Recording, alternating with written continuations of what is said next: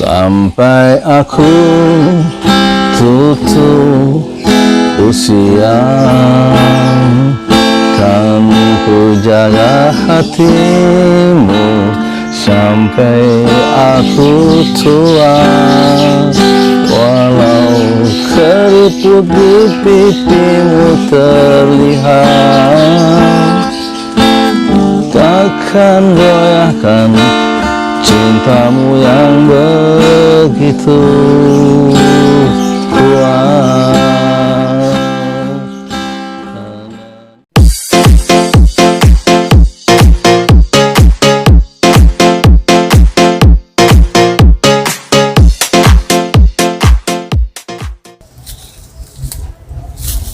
Assalamualaikum, Assalamualaikum warahmatullahi wabarakatuh. Saya Yudi Pramuko, tukang donat dari Parung, YouTuber tertua di semesta. Aduh, gimana nih? Kalau saya jatuh masuk UGD repot urusan. Soalnya nggak di ini, nggak SBPJS-nya nggak berlaku. Iya, nggak enak deh. Gimana nih? Ini ya. Apa dah? Jadi nggak enak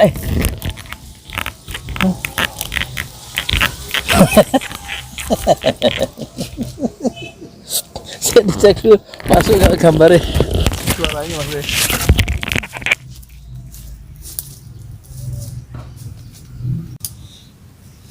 Masuk ke Yusuf. Jadi saya sekarang mau ngomong apa ya? Oh iya, ini khusus di kebun ini ya. Apa namanya? Jatuh rek. Patah dia. Khusus di pohon ini saya ini dilarang menonton ya. Yang orang-orang Indonesia asli yang di dalam negeri ini konsumsi khusus luar negeri loh. Iya iki bener nih, khusus luar negeri dilarang, haram yang nonton orang Indonesia yang tinggal di Indonesia. Ini orang Indonesia yang tinggal di luar negeri, ini saya tunjukkan. Ya, terutama yang belum saya ini, yang video yang tadi pagi yang dilarang nonton video ini, judulnya itu ada yang dari Hong Kong. Ya maaf saya lupa itu ya, Mbak siapa itu dari Hong Kong. Ini ya, kalau yang nonton dikasih keterangan namanya siapa, dari mana, terus mau apa, lalu nulis komentar itu. Terus ada lagi dari Saudi hadir. Pokoknya kasihan orang-orang di luar negeri itu, duitnya banyak tapi jauh dari Indonesia. Duitnya banyak, kenapa sih keluar negeri pada cari uang? Saya ngerti maksudnya, nyari uang di Indonesia susah kan? Iya, coba suruh jadi warga Indonesia. Saya happy di Indonesia ya, jualan dadar telur sama donat kentang. Ya itulah ya, problem juga itu. Ada kan kerinduan ketemu anak, ketemu anggota keluarga yang lain, ketemu emak, ketemu bapak ya di Indonesia.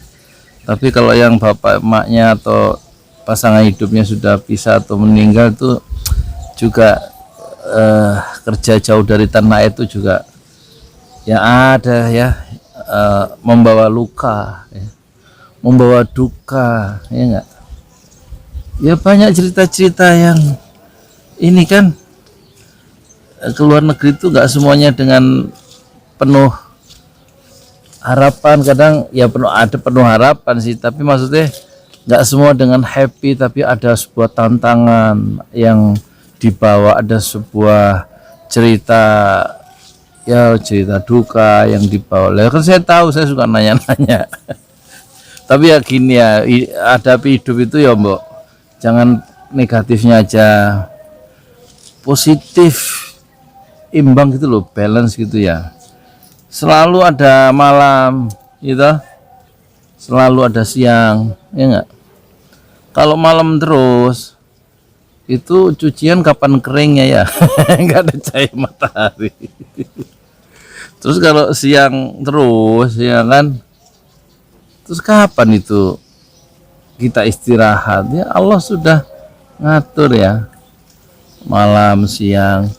Tapi anak-anak muda di sini ini Tajur ini, Kampung Tajur RT 2 RW 4 nih, ada dia malam jadi siang, siang jadi malam. Malam dia melek sampai subuh.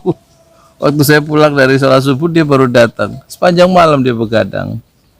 Terus ketika matahari memancarkan sinarnya, ya enggak? Siang maksudnya.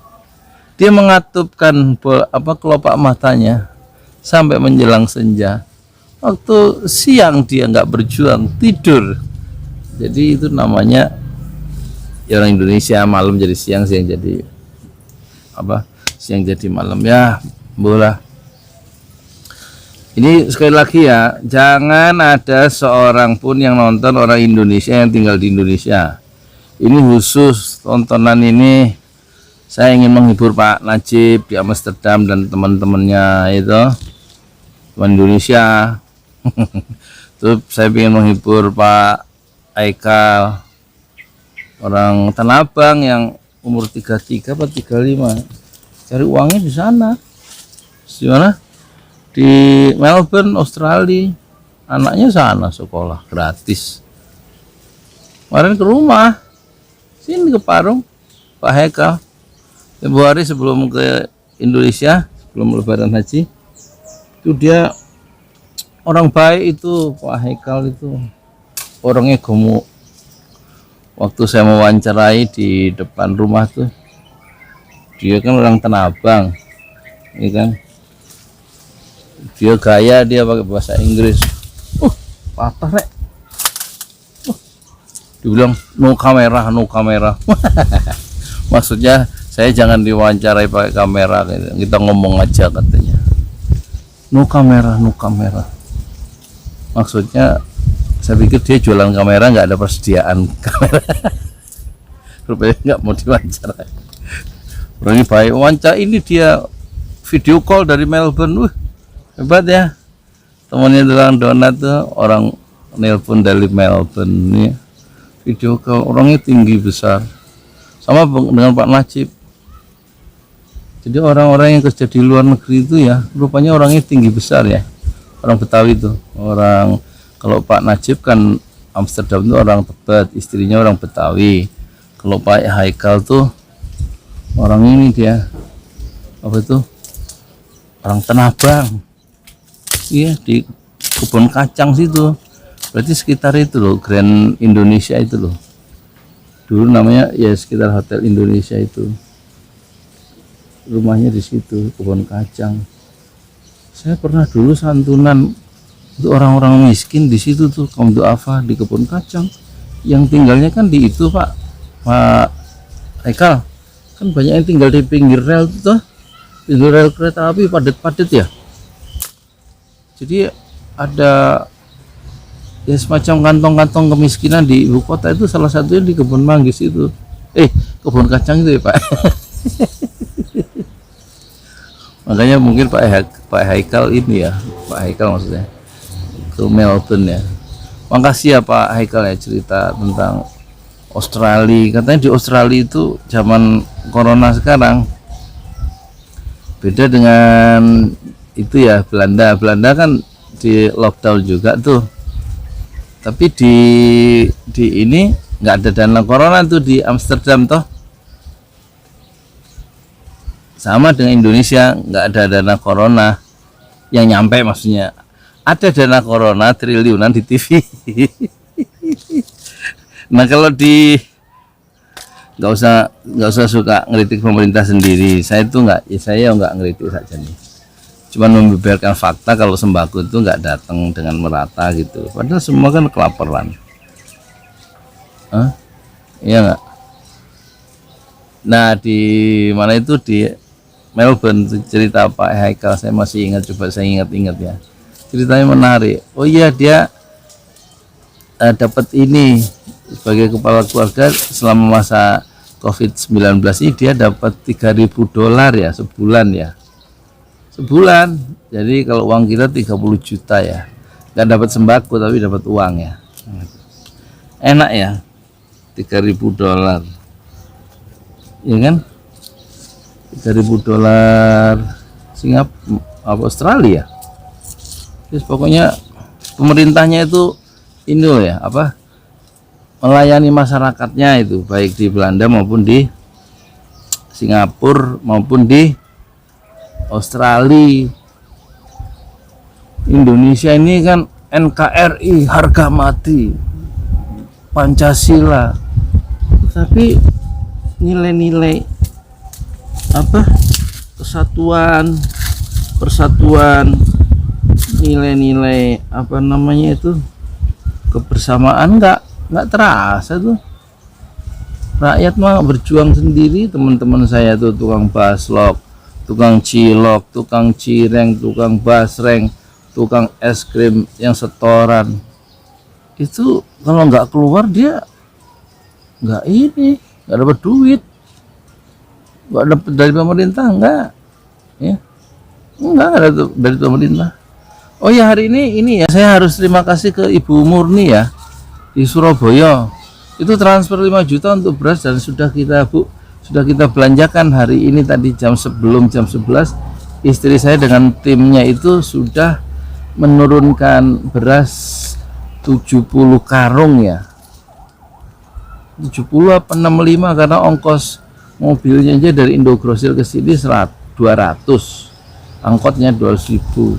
Nah terus yang bantu itu kan dikasih 50, udah 3 ya, Puasna 1, terus dari supir itu uang makan kan, biasanya jatahnya makan mampir di warung Padang tuh setelah dari Indogrosir sebelum ke Parung, sebelum ke Pesantren Jolali, makan Padang deh biar seneng tuh orang-orang. Kasihan orang-orang kecil tuh perlu makan. Nah terus jadi 200.000 Bu untuk apa, untuk ininya mobilnya angkot, terus itunya apa namanya 50 pengganti uang makan kan pada puasa Tasu'a tuh. Hari ini hari Jumat puasa 9 Muharram namanya puasa Tasu'a. Sebenarnya saya juga puasa tapi kok haus ini. di kulkas sebenarnya ada cincau ya buat buka puasa, apa buka puasa aja habis ini. Pahit bener nih tenggorokan.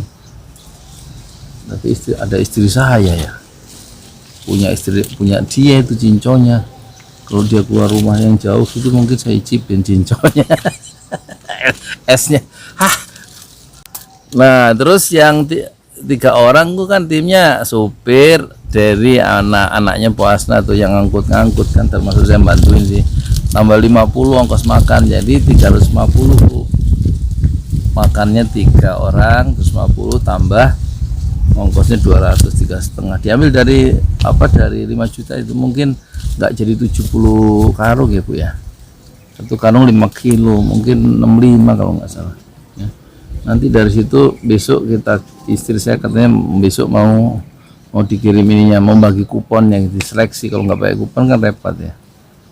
Nanti jam 9 jam berapa mereka udah datang tuh ngambil, bawa kupon masing-masing yang udah diedarin sama istri saya gitu. Kita tekniknya begitu. Jadi kita seleksi di kertas siapa yang harus dapat, terutama yang lingkaran terdekatnya dulu itu sama santri, orang tua santri Ojolali yang ngaji kan, dia ya begitulah, nggak semuanya mampu toh, perasaan kebanyakan nggak mampu di sini. Terus lansia yang jauh mungkin saya angkut sendiri ya, saya panggul sendiri. Moga-moga doakanlah moga-moga ngurangi dosa saya ya. Saya panggul yang di RT berapa itu, RT 3 ya, sekitar 5-10 menit jalan kaki dari sini. Panggul lah ya, ada motor tapi nggak enak dipanggul supaya ada dramanya nanti di videoin. Terus lansia dekat lawan bola dan begitulah ya, begitu Bu ya. Jazakumullah khairan katsiran, semoga Allah memberikan keberkahan ya kepada Ibu Murni sekeluarga di Surabaya Bu ya.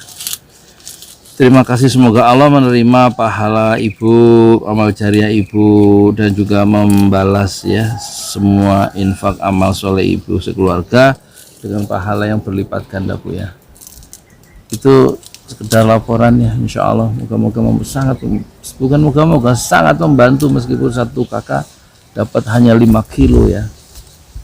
Ya moga-moga nanti ada yang bisa menyusul, silahkan.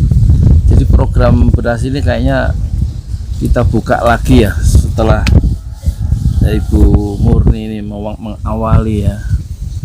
Faktanya ini mereka beli beras literan di sini ya. Ya nggak usah tanya sama itulah Amin Rais, Pak Anies, nggak kekurangan beras mereka itu. Prabowo, Megawati, Pak Jokowi nggak kekurangan beras. Orang rakyat tuh yang kurang beras. Beli beras literan, ngutang, bayarnya mingguan, bayarnya bulanan, lebih itu rakyat Indonesia ini ya toh. Ya biarin aja lah, nanti moga-moga Allah memberikan jalan yang terbaik lah untuk bangsa Indonesia. Gimana sih 75 tahun merdeka kok kayaknya makin dijajah sama Cina ya. Dalam perspektif luar loh ya, menurut perspektif luar Indonesia wis hancur ya, diambilin sama Cina itu aset-asetnya, dikuasai maksudnya, dan bahaya saja nih, bahaya sebenarnya. Tapi ya sudahlah, kita pura-pura orang Indonesia pura-pura ya di media-medianya menutup-nutupi itu kan. Ya sebenarnya udah tahu tokoh-tokoh media mainstream tuh, Kompas, Metro TV ya, RCTI udah ngerti, tapi nggak mengungkapkan masalah sebenarnya karena mereka berpihak pada rejim kan ya. Sopo ya itu media-media mainstream yang saya sebutin itu, kecuali TV One ya pada hal tertentu ya, TV One ya. Semoga-moga lah ya, saya ngomong apa jelas. Ya gini ya, saya doakan lah ya, moga-moga yang di luar negeri ini yang kerja ya jangan seterusnya kerja itu kan, perlu ya kembali berkumpul ya dalam kehangatan keluarga. Istri berjumpa dengan suaminya, suami ya memeluk dengan kehangatan pada istri dan anak-anaknya, anak yang terpisah dengan orang tuanya karena persoalan ekonomi yang mungkin satu saat Allah takdirkan mereka bersatu lagi dalam kehangatan keluarga. Mungkin kerja di luar negeri itu juga bukan satu pilihan yang terbaik, tapi pilihan yang mungkin yang bisa dikerjakan untuk menyelamatkan ekonomi keluarga, mungkin begitu. Saya nggak bisa memahami dengan persis karena saya nggak terlibat di posisi itu ya. Hanya mencoba sedikit memberikan ruang-ruang hati untuk sedikit empati, sedikit simpati, tapi tidak bisa berbuat apa-apa juga. Ada 6 juta lebih itu tenaga kerja kita di luar negeri ya. Itu tuh menunjukkan Indonesia, pemerintah tidak berhasil menciptakan lapangan pekerjaan untuk rakyatnya sendiri. Makanya keran untuk bekerja di luar negeri itu dibuka, nggak ada pilihan lain ya. Mungkin pemerintah juga serba sulit ya. Ya moga-moga ya Indonesia bisa lebih baik ya. Moga-moga yang masih menuntut ilmu di luar negeri itu cepatlah pulang untuk membangun negeri sendiri. Jangan malah bekerja di luar negeri, tapi ya pilihan-pilihan terserahlah. Dengan ilmu yang ada menjadi dokter, kalau pulang ke luar negeri juga nggak dihargai dengan bangsa sendiri ya.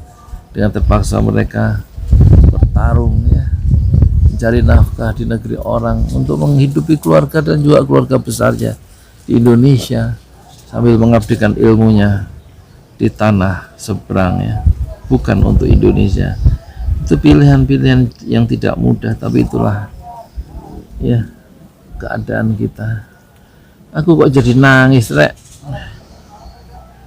Bisa, mohon maaf lahir batin ya.